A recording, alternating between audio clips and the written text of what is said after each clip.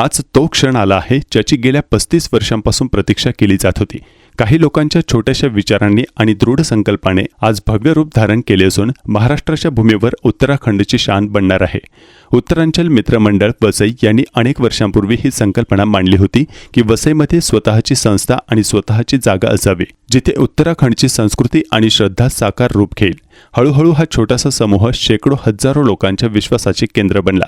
आज त्याच भूमीवर भगवान बद्री विशाल मंदिराच्या प्राणप्रतिष्ठापनेचा भव्य सोहळा पार पडतो आहे। काल पहाटे काशीहून आलेल्या आचार्य मंडळासह उत्तरांचल मित्रमंडळाचे आचार्य हरिश्चंद्र लखेडा आणि ताराचंद करगेती यांच्या हस्ते मंडप पूजन आणि गणेश पूजन करून कार्यक्रमाची शुभ सुरुवात झाली। यावेळी मंडळाचे अध्यक्ष माधवानंद भट्ट, महासचिव महेशचंद नैलवाल, कोषाध्यक्ष कुंदन सिंह बिष्ट तसेच सर्व कार्यकारिणी सदस्य उपस्थित होते। हे केवळ मी नव्हे तर आपण या शक्तीचे फलित आहे की इतके मोठे कार्य शक्य झाले। सर्व कार्यकर्त्यांनी आपल्या आपल्या स्तरावर पद आणि जबाबदाऱ्यानुसार दिलेले योगदान खरोखर कौतुकास्पद आहे।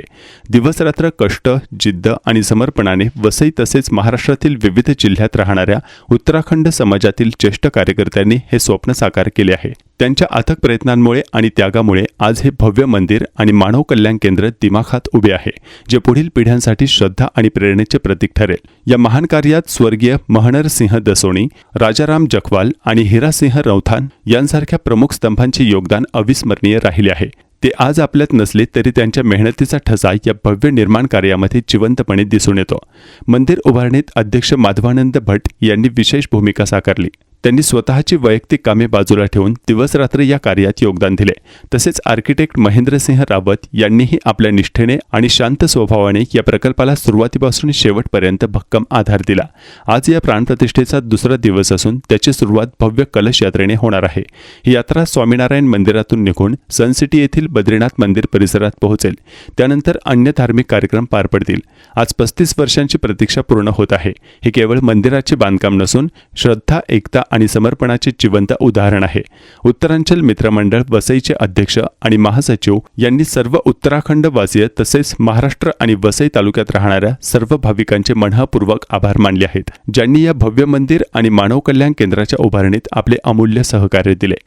माझं स्वप्न होतं तर इकडच्या या उत्तराखंड मित्रमंडळ जे आहे त्यांना जर आठवत असेल तर 25 वर्षापूर्वी या ठिकाणी एक भागवत कथेमध्ये मी अशी बोलली होती की आपल्या इथे 4 धाम झाले पाहिजे।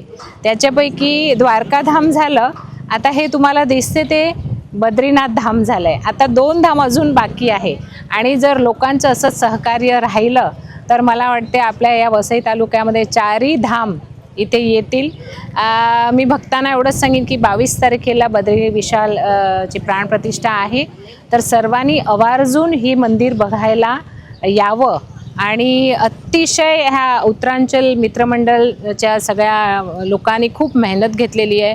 12 वर्ष, जशी माझ्या द्वारकाधीश मंदिराला 12 वर्ष लागली तशी सेम तेवढीच मेहनत आणि तेवढाच वेळ या मंदिराला सुद्धा लागलेला आहे। अतिशय सुंदर हे तुम्ही बघू शकतात।